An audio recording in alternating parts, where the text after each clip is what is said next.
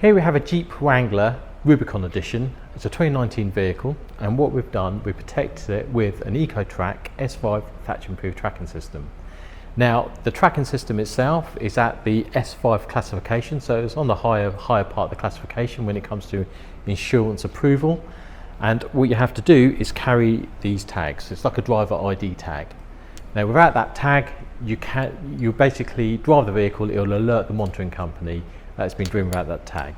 Now, they'll give you a call to see if it's actually an authorised use and you just forgot your tag, or in effect that they've actually cloned your keys or stole your keys and driven off with the vehicle. So it's quite comprehensive as far as that's concerned. You also got an app, so you could actually see where the vehicle is yourself. It acts like a self-management tracking system, but the difference is that this tracking system is monitored 24 hours a day, 7 days a week. So you got the protection of your vehicle.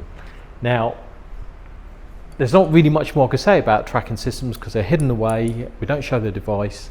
All you see is this tag. So that's the Jeep Wrangler Rubicon edition. It's a 2019 vehicle, and we installed the Ecotrak S5 Thatcham Approved tracking system.